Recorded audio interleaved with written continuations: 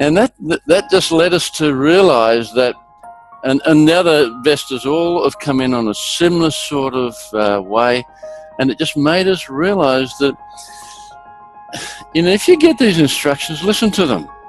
Don't listen to your conditioning, because my conditioning, having been in corporate all my life, was the first reaction was, oh, really? You want me to raise this much money by putting ads on? No. Okay. But then, of course, we listened, we had faith, we put our faith in spirit, and we now have raised over $1 million, and we have a wonderful group of very You're listening to Karen Swain, teacher of deliberate creation, accentuating the positive, showing you a way to a better life. Accentuating the positive, it's not just fad, it's sanity. Who in their right mind would accentuate anything else? Clap along if you feel like that's what you want to do. Hello, welcome to Accentuate the Positive with Karen Swain here on Soul Traveller Radio. I've got another fascinating guest for you today who has some stories to share with you on awakening consciousness with open hearts and inspired minds. I'd love to introduce you to Peter Mcintosh. Peter and Lynn Mcintosh are living in Bali at the moment, and they've just built two of the most amazing pyramids. Welcome to the show, Peter. Thanks, Karen. It's a pleasure to be with you, and really good to share with you our story and what we're doing. Yeah, I had a lovely man come and stay with me a few weekends ago, and he had visited you in Bali. He had some amazing stories to share. His name was Kevin Westridge, and he said he was hanging out in Bali, and I think you bumped into him in a cafe. Is that right? Yeah, as often happens, Bali is very much a social place, and particularly Ubud. Most of the expats up here get to meet each other one way or the other, and we're very fortunate. The Pyramids of Chi have become a real draw card to many people. They come out here, they've heard us mention what we're doing, or somebody else in town has told them, and they come out here for a bit of a look and see where we're at. And I think the interest level is very, very high in town at the moment, and they see us building the pyramids, and we just have fabulous conversations with them all, explaining why we're doing this. Many of them are blown away, like Kevin, and they almost think it begins with Once Upon a Time, because it sounds so sort of incredible.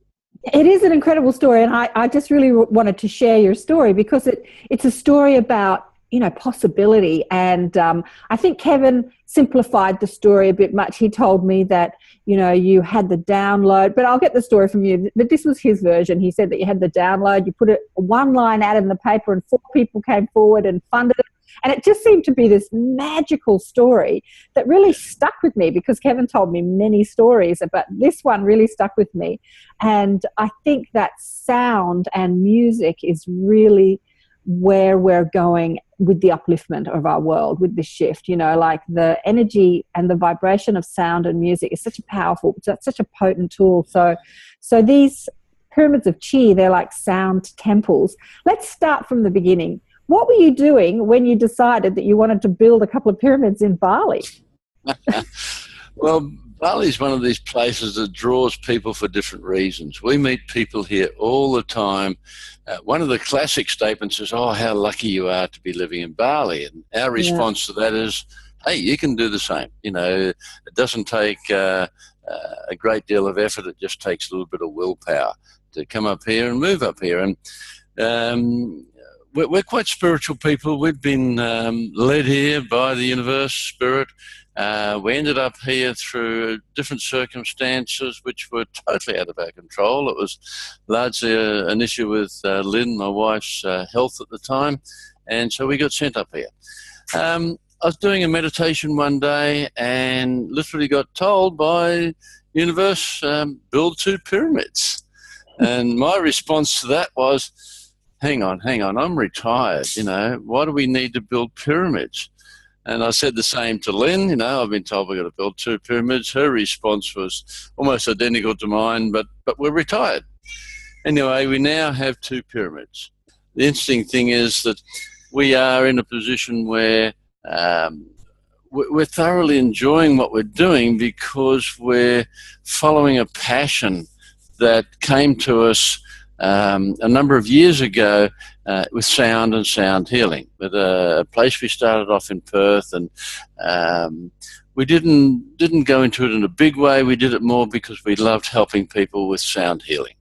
Okay, let me just back up a little bit, because the story of how the pyramids came about is what I want to explore. And Sure. so you're in a meditation, you get a download to build two pyramids. So here's the thing. You said to me on the phone yesterday that you've been really only in the conscious arena or awake for about 11 years, and before that you're in the corporate world. So listening to your guidance in a meditation was something that you've only come to know in the last 10 years or something. It's not something you did before, I'm pretty sure. That's correct. That's very correct. We all get a lot of, thoughts in our heads, and we're not always listening to them, especially when it's a crazy thought like, hey, build two pyramids in Bali. So why did you listen to that? I mean, especially when you said, oh, no, I'm retired, I'm not building anything. That's a really good question you've asked there, Karen. Very good question. And it's something that we have asked ourselves a number of times, like, what are we doing here? But when we got started on this, we thought, okay, we'll check it out. We'll do our research, and we looked around. We eventually found some land. We thought, well, we can do it. We found some land. The land had beautiful energy. Everything else we looked at didn't feel good. This just clicked within. We don't use the stuff that keeps our ears apart, or in this case, our headphones apart.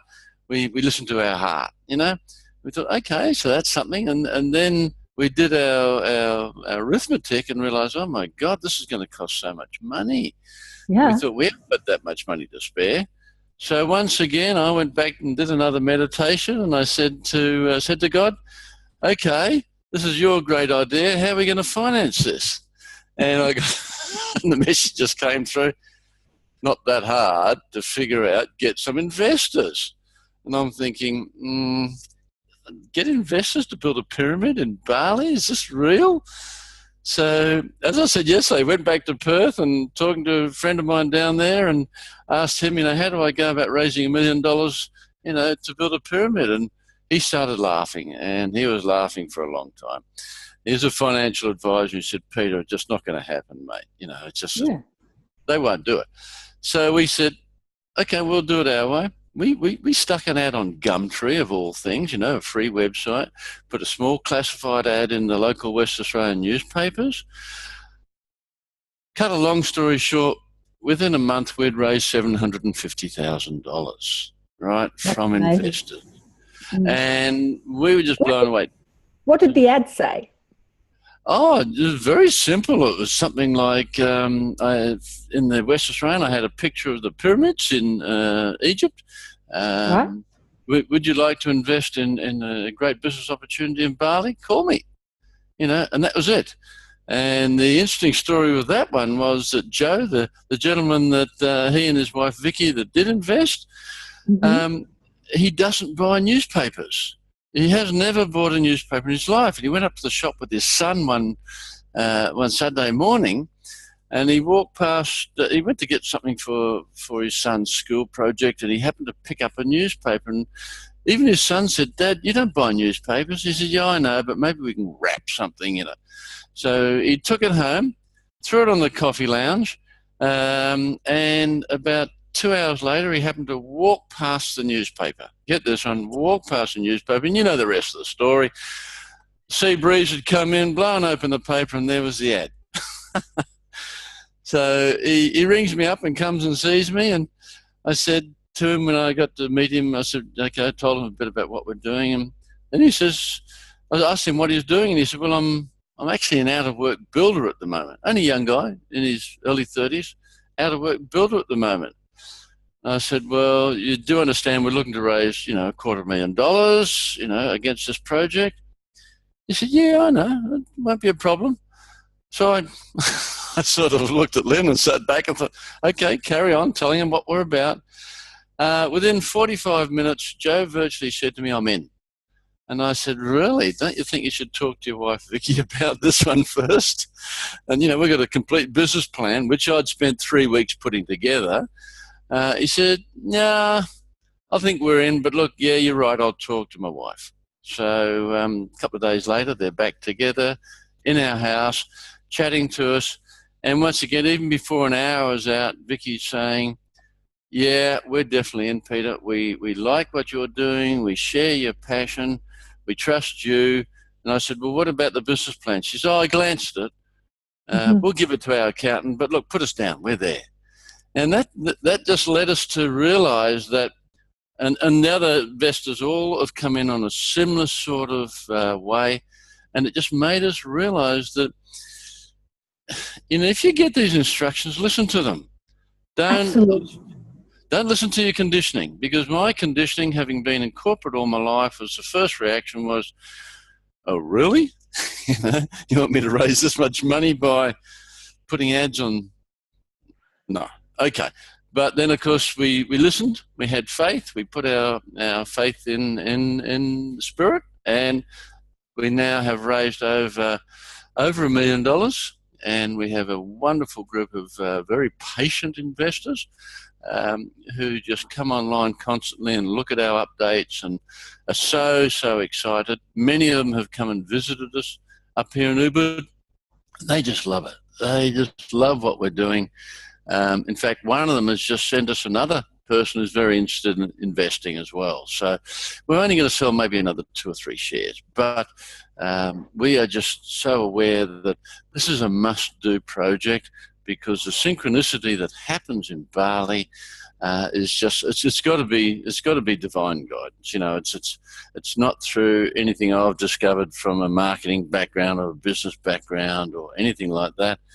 They just come in, and next thing you know, someone says, well, yeah, that sounds like a great idea. How could I get involved? Because they see our vision, they see what we're trying to do for people. Yeah, it's so fascinating, because you've had that business and marketing background, and here you are in your third act, as Jane Fonda would say, and the third act of life. I think it's the final act. Third and final act. And where most people are retiring to have the good life, sit back, kick your feet up. I've worked all my life. I'm not going to. And here you are building these sound temples. I suppose they're sound temples. Yeah. And on total trust and faith. It's amazing. So really, I wanted to share that for anyone who has an idea that's out there that thinks, I'd love to do that, but I haven't got the money. If it's meant to be, it's going to be, isn't it? Well, one of my favourite beliefs, and Lynn shares this with me, if it feels right, do it. Just, don't let others try and dissuade you. There are many people out there that are jealous of you maybe taking that step forward and breaking out of the square. There are those that believe it just can't be done. Look, there's many detractors. But if you believe in your heart that this is what you want to do, whether it's, sorry, that's the cat coming to say hello, whether it's someone, sort of sunny, yes, you can say hello to Karen. All right? That's it. Hello. Now, off you go. We've got 2 cats that just adopted us, and we've got 4 dogs, and it's one of these things that happens in Bali. You attract certain energies up here, and I guess that's one of the things that we love, that when you're living in a place like Ubud, and I should just probably reaffirm Ubud is so different to what many people know of as Bali. We're not talking about the beach areas, which are very commercial. Ubud is a very laid back, quite spiritual in many ways, not just with people like ourselves, but the Balinese themselves. Their culture is such a lovely culture. They're very spiritual. It's a big holiday up here yesterday and today that they celebrate twice a year. To us, it's the same as Christmas. To them, it's their special days. So our belief is that if you want to do something bad enough, just get out and do it. Don't listen to all these others that try and say, you can't do it, you can't do it, you can't do it, because of course you can. Most of those people are too busy looking behind them instead of looking ahead, you know? So if that's a message for your viewers, I'd love to share it with them. It can be done, you know, when we look at what we're doing. The statement we get from probably 90% of people that walk through the doors that have already heard about it is, oh my God, I never realized it was this big. Oh my God, I never realized it was this beautiful, you know? Yeah, so they're massive. You've actually just completed the 2 of them, and they're massive. I've got so many questions. You know, there's a couple of questions. I'm just going to rattle them off so I don't forget. I want to know why Bali and not somewhere else. I want to know how that's connected to the rest of the world. And I want to know, because I know that I've had friends that have tried to buy in Bali, and you don't actually own anything in Bali, you just lease it. So it's not the same as Australia, but let's tackle that question. You know, Bali. So when you build them, do you actually you own them? Do you? Because we do. We still own them, because the interesting thing that happens in Bali is that the government was very smart when, you know, they got their independence back in 1946. They said nobody can own land here except Indonesians. Right? Exactly, yeah. And I wish the same was in Australia, to be honest. But anyway, that's what they've said. So what we can do, however, is we can lease the land from them for 25 years. In our case, we have 25 years plus a 20-year option. So that gives us 45 years. That's a long, long time, you know. But the beautiful thing about that is, okay, it still costs money, but not as much as if we wanted to buy it freehold, because if a Balinese wanted to buy this or an Indonesian wanted to buy it, it would cost 4 or 5 times what we've paid. But the beautiful thing is, we had our landlord walk through here the other day. Now, we never see him apart from a wave on our motor scooters or whatever, but he came through and he had his young grandson.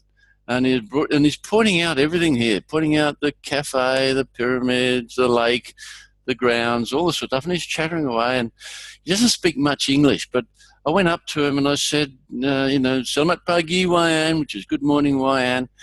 And is this your cuci? And he said, yeah, my cuci, which is grandson, you know. And he said, I just show, in his own way, and I could understand a little bit of Bahasa Indonesia, he's saying, I tell my grandson one day this is all his, which is beautiful. You know, it makes us feel even better because we haven't taken the land off them. We're just borrowing it. And I've got to tell you, in 45 years, I won't be around to worry about it, you know. And my kids are all doing pretty well. They don't need any great legacy from me. So that's kind of how it works in that regard. So, look, it's a beautiful way. The Balinese are just such magical people. You hear interesting stories about, oh, yeah, but they look at you as though you're a walking ATM. Well, I'm sorry, if you give off those vibes, you're going to get the vibes back. We're great believers in the law of attraction. What you put out comes back. And we had some friends here a couple of days ago, and we were driving through the village, and everybody's waving to us, you know, Selamat siang, back Peter, back, you know, Ibu Lin, you know, and they're saying, who are those? And I said, they're villagers. I'm sorry, I don't know their name.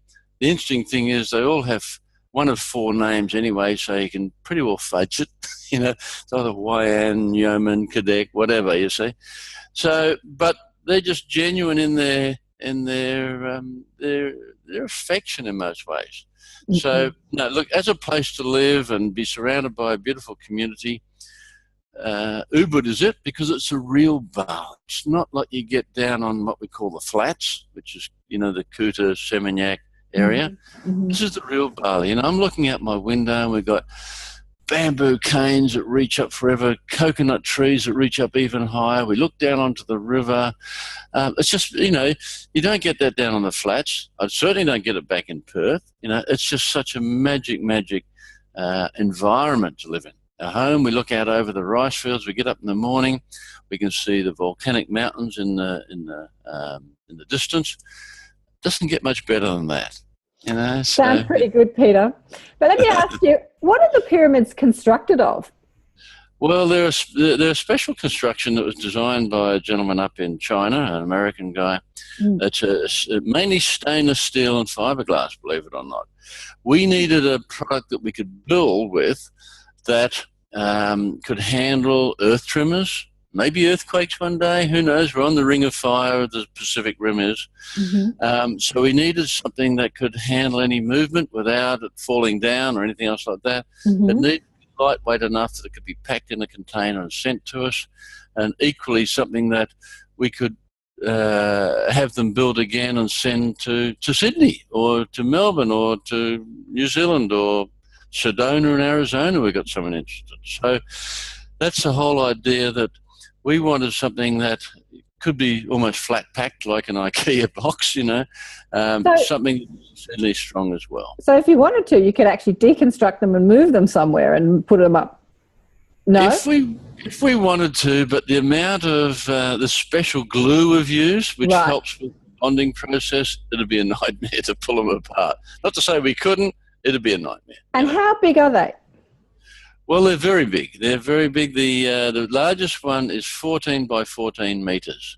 So that's 180 square meters of, that's bigger than most houses, small houses in the suburbs these days.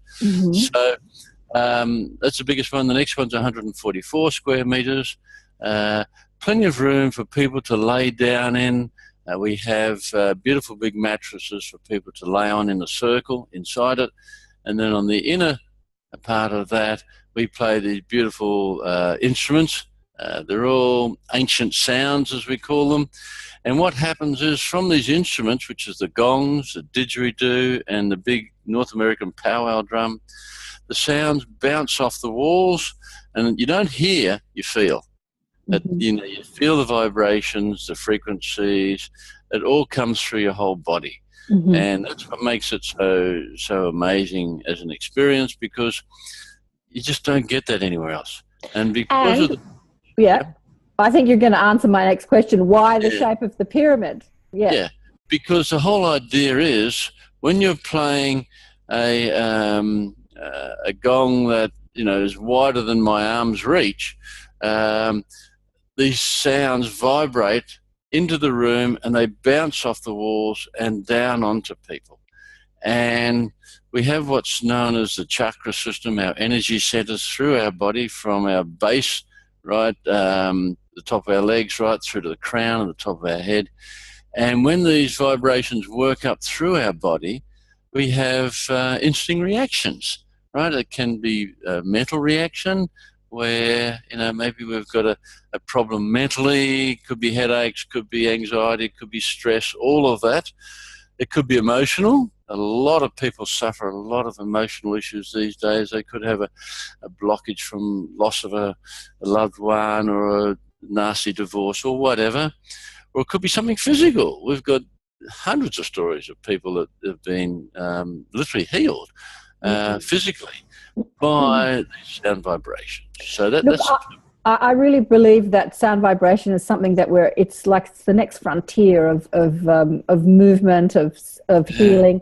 I think that our science at the moment really doesn't understand how it works, and the different density and quality of sound. I read once in the Seth books years ago that there was a civilization that lived on this planet who bred violence out of their physical being, and so they had to move underground because they had no way of defending themselves against the weather, but that they used sound to propel their vehicles, and they used sound to paint their art, and sound was like the energy of their civilization. Do you know what I'm saying?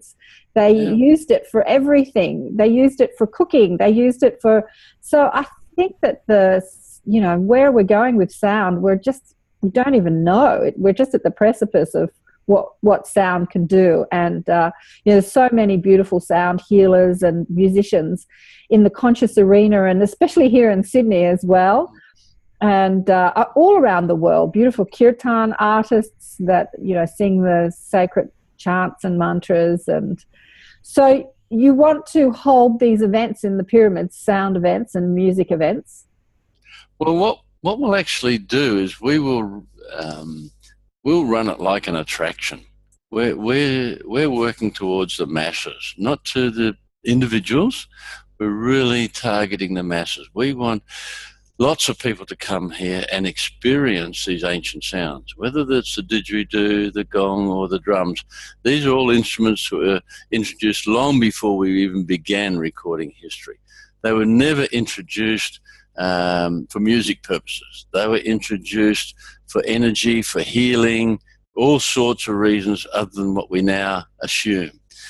Now, these sounds evoke very primal reactions within our bodies often when it happens. And that is something that we have witnessed many, many times over. And so by being able to introduce people to sound, I mean, they're using ultrasound now. They're starting to understand what sound can do. You mentioned cooking. Heck, the microwaves have been around for ages. It's all about sound, you know. Mm-hmm. So we emit our own frequencies. Everything emits a frequency. If you can get that frequency combination right, then what happens is it can heal in different ways. And so we don't make any promises. In fact, anything but. And many people go to sleep because, you know, they just chill out almost instantly because of the ambience of the sound that's going on. Now, if someone gets a healing, that's a blessing, and you know that they're meant to get it and that's probably the reason why they're there at the time. But we want to reach a lot of people because it happened with us. We were dyed-in-the-wool corporate. We were traveling all over the world doing all sorts of stuff. But the first time I heard a gong played, it just resonated within me, and the same for my lovely wife Lynn. Just totally resonated. And we started to discover another life. And that life was one without all the material trappings, and it was something that had far more meaning for us. Incidentally, it didn't affect our material earnings, right? If anything, it made it better. So, you know, we just love the journey we're on now because we meet people like you, Karen. We're meeting so many people coming into the cafe now that are just looking for answers. And so what we're hoping for is when people go into the pyramids and they experience the sound, then maybe they will find some answers themselves. Yeah. Okay, so why the shape of the pyramid? You're quite versed in the whole pyramid. Yeah. Come on, tell us. What's going on with the pyramid shape? Well, pyramids are fascinating buildings. I mean, unfortunately, we really can't believe what the historians would like us to believe. They've never found tombs in pyramids. You know, they say that the pyramids in Egypt are 5,000 years old. Well, there's plenty of evidence to state that they could be as old as 20,000 years old. However, because of religion stating that everything happened 5,000 years ago, no one wants to change the story, you know? So it's quite interesting that the stuff that's coming out about pyramids now is proven that, look, it could be aliens, it could be people living in another dimension that we cannot even see or understand. But somebody created pyramids because they're on every continent on Earth, mm-hmm. under every ocean. They've recently announced that they found 3 of them in Antarctica, mm-hmm. you know. We've just found one on the next island to us here in Java. Wow. They're everywhere. Now, pyramids give off their own power. They're pretty well all aligned to the compass points, north and south. You know, one of the walls will be exactly facing north, one's south, east, west, whatever. And if they're built to the Grand Plan, which is the same as the pyramids of Giza or mm-hmm. Cheops, right, which is 51.5 degrees angles. It comes under what's known as sacred geometry. Mm-hmm. If they're built to this formula, then they actually contribute some interesting things. And one of them is a very strong electromagnetic field within, which can help our bodies immensely in different ways because we lack that in normal things, right? It attracts power from out and brings it into the pyramid. It draws it up from the ground. Amazing. So it's like a conductor of energy, you think? That's well spotted. That's exactly what they were designed for originally, according to many, many people. Many authorities, many people have done years of research. As far as they are concerned, they were conductors of energy.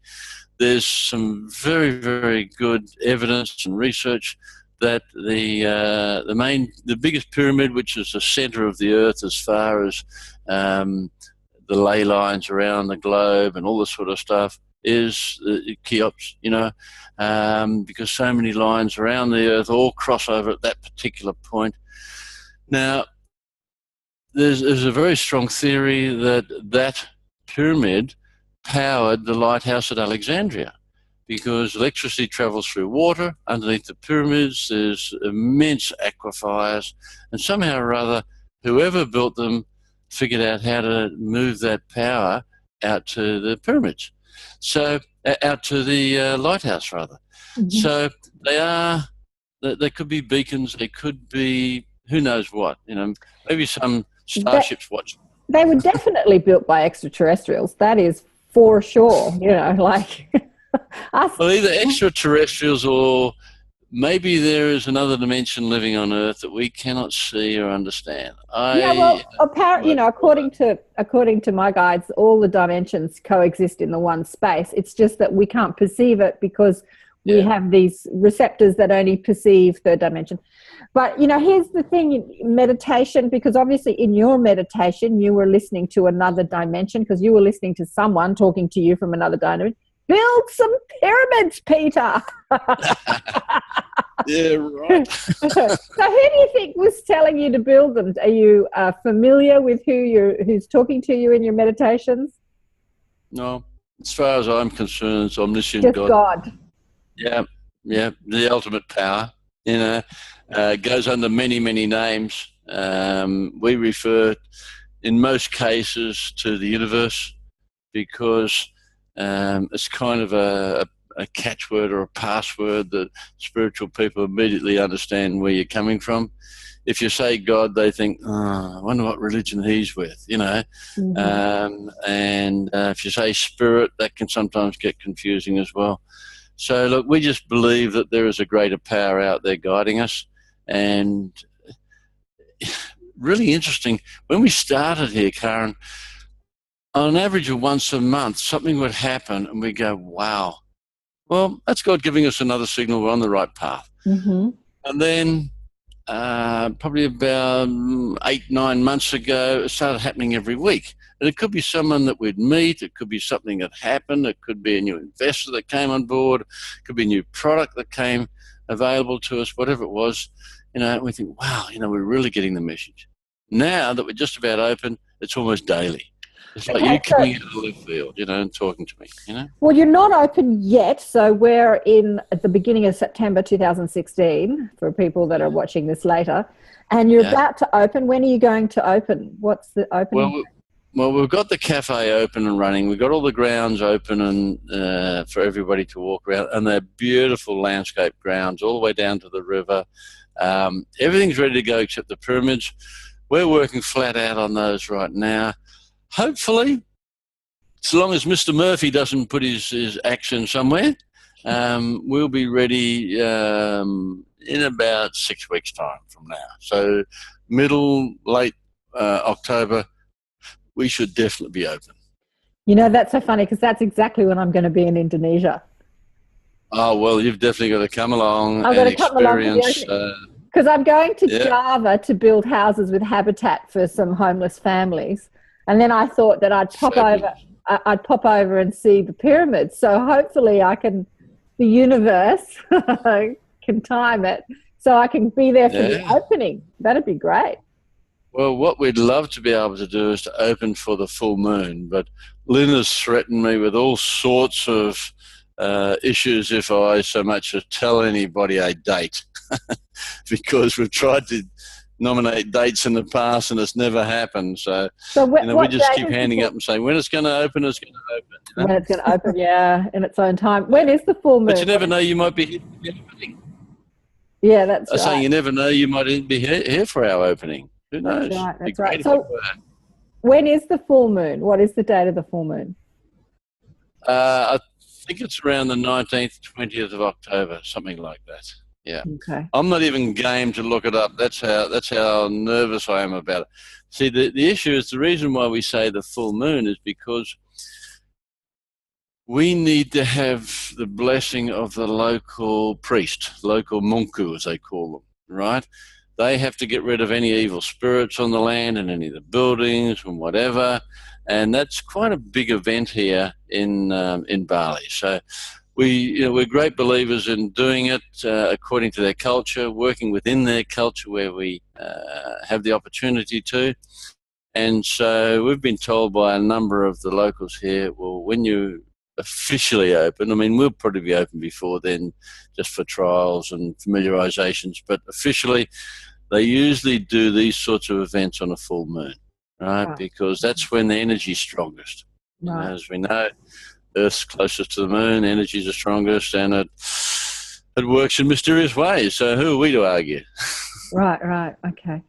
But so why did you or they or the universe or God or whoever, the aliens who are talking to you, choose Bali? Why Bali? Because Ubud is known and becoming really well known as the spiritual epicenter of Asia. Okay. Right? That's been published in many magazines, articles. It's attracting so many people here. It's a little bit like Sedona in Arizona or Mount Shasta in California. Places around the world Byron Bay in Australia. It's why people are attracted, because there is a population of people there, like-minded people. There's also the energies that are in that location. And we know the energies here. People walk through our door and the first thing they say, wow, there's something special about this place. Yeah. So yeah, it's the energy. It's the energy. You feel the energy. And it's hard to describe that to somebody that's never experienced it, because it sounds a little bit ethereal, how do you feel energy? Well, some people get goosebumps, some people just feel warm and fuzzy, some people just feel different, Amazing. And do you think that there'll be others built around the world as well? Without a doubt.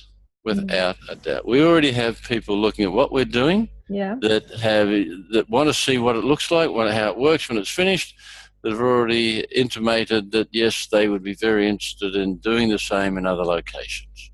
Yeah. So we'll have a business model, we'll have an example, we'll have all sorts of things there to show people this is how it can be done. And hopefully we will have lots of them around the world, because every city should have one, every town could have one. Because for those people that suffer from stress, I tell you now, you go in, you get a session in one of ours, you will come out free of stress, and you probably have the best night's sleep you've had for a long, long time.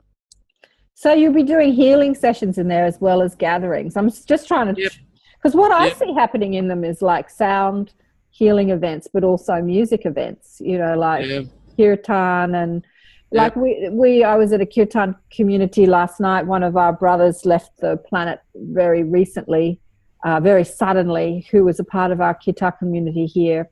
He played the hung drum, the hung drum? Yeah. Which looks like two woks on top of each other, looks like a spaceship. And it was invented by a guy in Switzerland in 2000. And Prabhu, beautiful Prabhu, was a master of the hung drum, but he just left his body very recently, very quickly, very suddenly. So we had a beautiful kirtan for him last night. But I see that sort of event happening where people gather, they meditate, they sing sacred chant, or they sing beautiful music. Is that sort of thing that's going to happen in there? Oh, certainly. Not just in the pyramids. We have a beautiful grassed area with a fire pit and all sorts of stuff.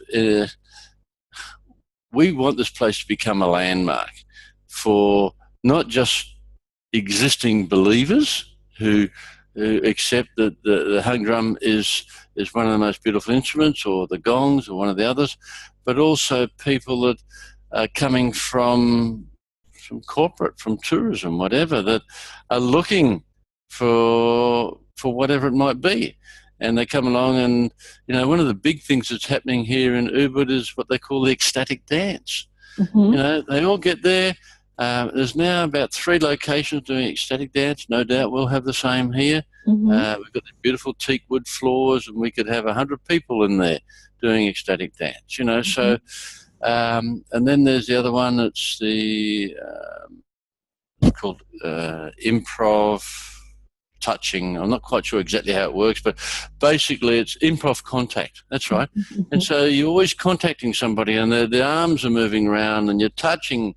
There's no sexual connotations. It's just the contact of energy between 2, 3, 4, 5 people, and you see them all moving together, and it's just like, wow, that is incredible, So, look, we'll be doing all of those sorts of things here because ours is the only purpose-built sound healing centre that we know of. Everything else is a yoga studio or a hall or something of that nature, right? Which hasn't got the qualities of sound, hasn't got the ability to block out other sounds. You go to other sound healing events here, and you get a lot of ambient sounds coming in from outside or overhead or next door or wherever.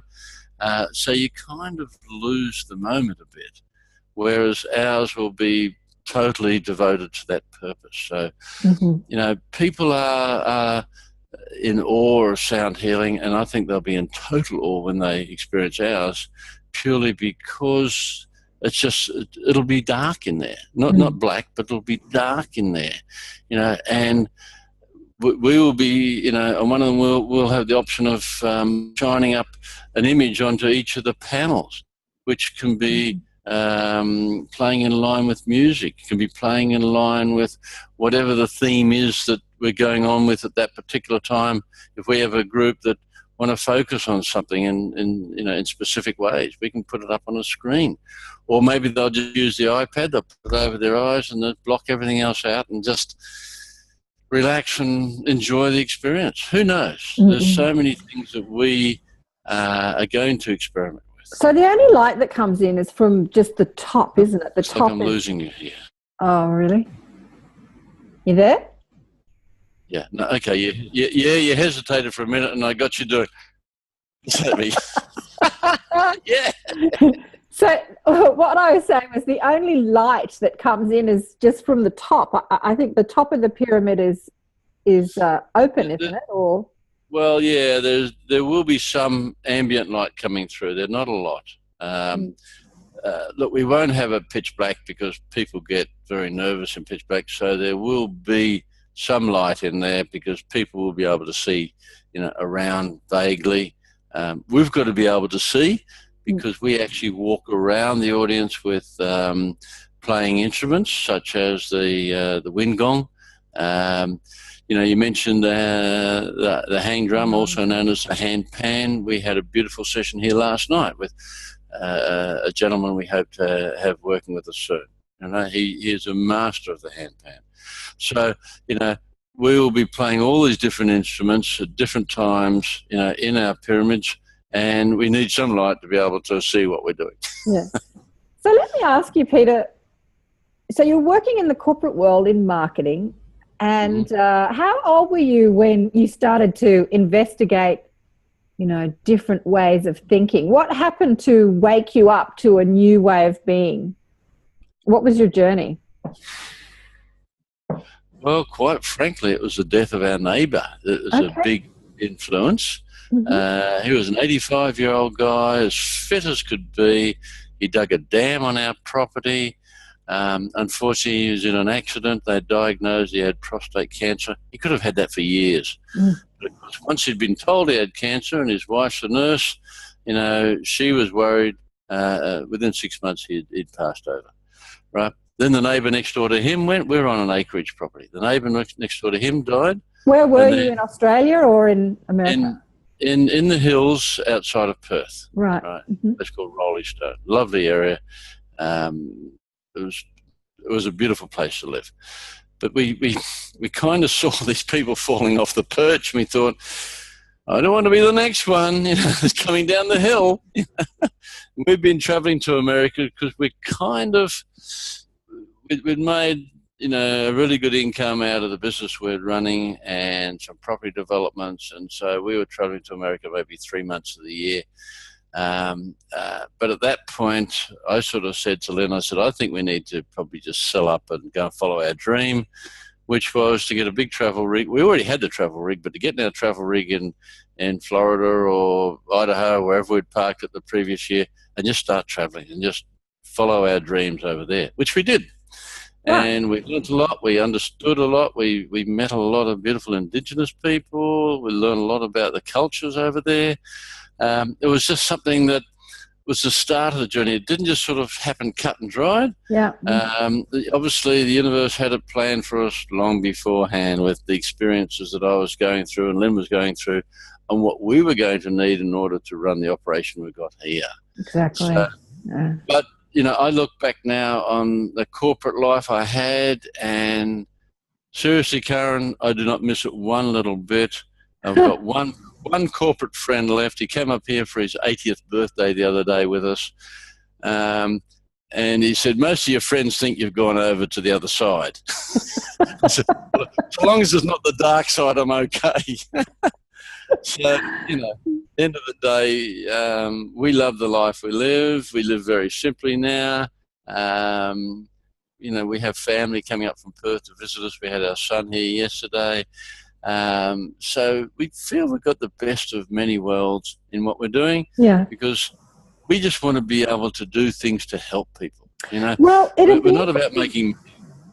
Not about making money. It would be interesting to see, if it works, because everything has to work financially as well as anything else, really. I mean, it's all very well wanting to heal the world and stuff like that, but we still live in a third dimensional construct where money is involved. And, I just see so many healers try things and start businesses and fail.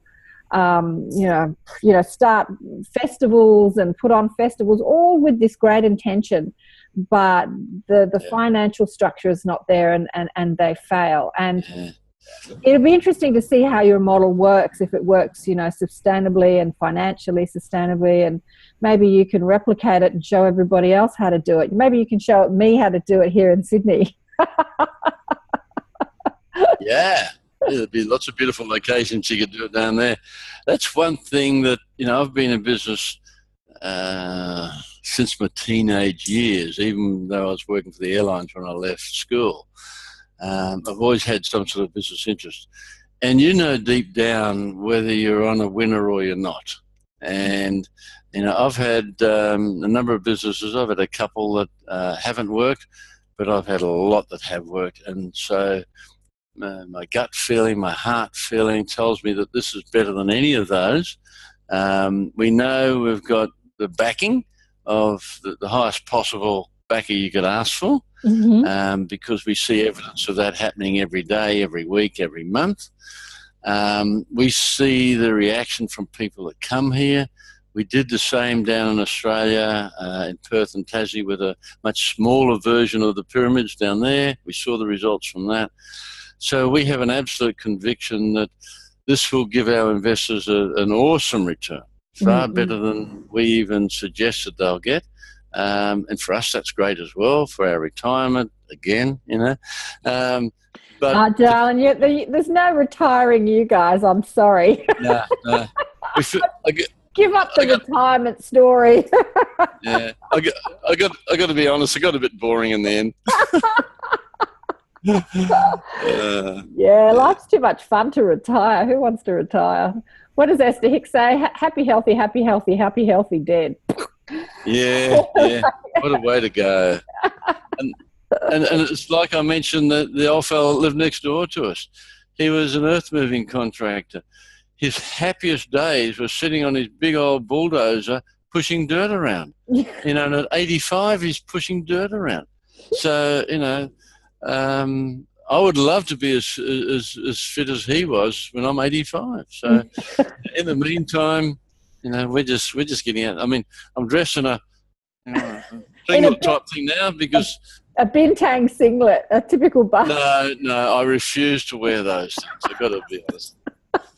But, up here it's nice and cool. I'm going to go out and help the boys on the pyramids after this conversation, and, you dress accordingly. So, sorry I'm not wearing anything sort of, what do they call them up here? The very spiritual outfits that some of them walk around, or the very Bali look. I am what I am. So, and I think that's part of what's been a success for Lynn and I, is that people accept that we're not, gurus. We're not trying to portray that we got some wonderful vision that is going to do this and that for everybody.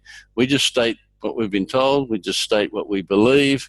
Our experience in business and marketing and such tells us this is going to work. Lynn's experience in management tells her it's going to work.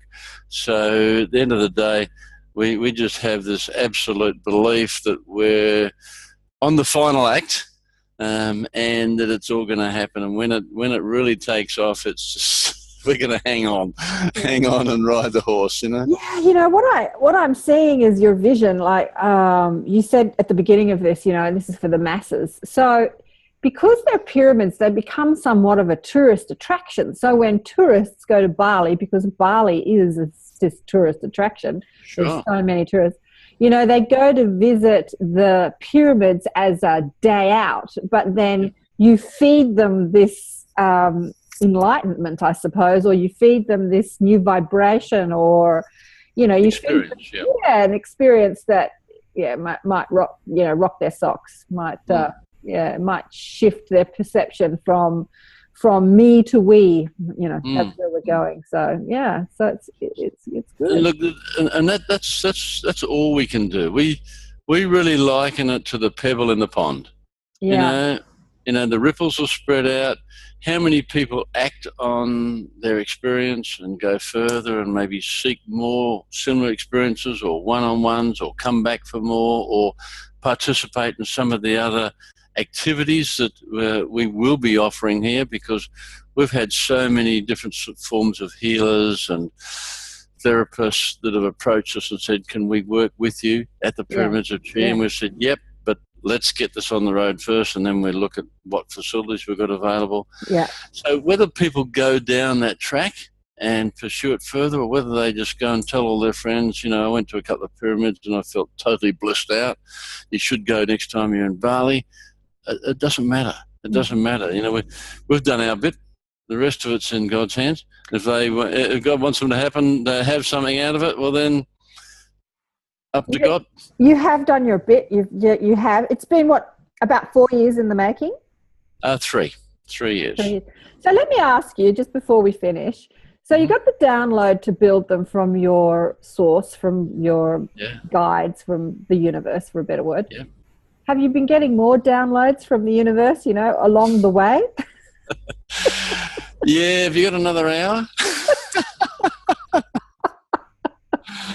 Yeah, we get them all the time. Lynn and I make a point of meditating pretty regularly, and you're going to laugh at what I'm going to tell you in a minute, but most people meditate with their legs crossed or feet flat on the floor, and holding the position like that or whatever.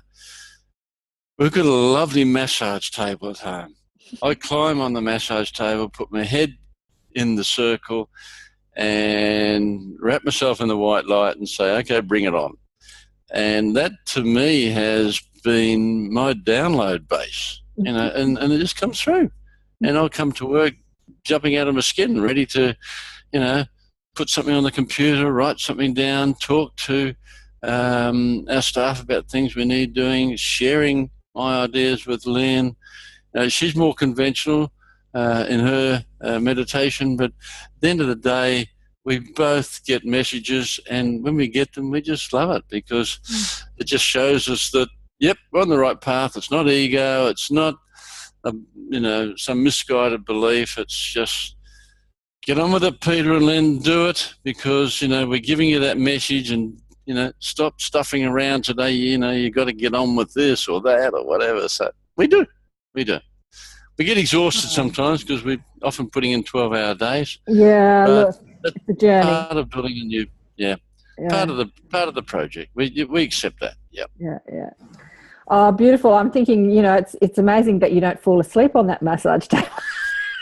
Because, they often say don't lie down when you meditate because you'll just fall asleep. But you're obviously an expert at it. Look, I wouldn't say that. No.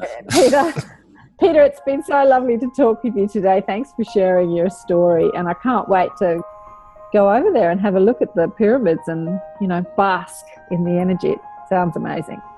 Wonderful. Thanks very much for having me on your show, Karen. I wish you all the success with that. And let's see you when you come up here, and we'll give you a good session that you will never forget. Beautiful. Thanks so much for joining us for another enlightened conversation on Accentuate the Positive.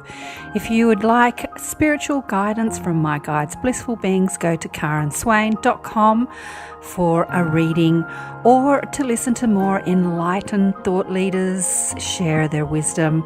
Go to the listen page on karenswain.com and choose who you want to listen to. All the podcasts are also available on iTunes. Remember to check us out on Facebook, Twitter, Instagram, Pinterest, you name it, we're there. Until next time, bye for now. If you feel like that's what you want to do,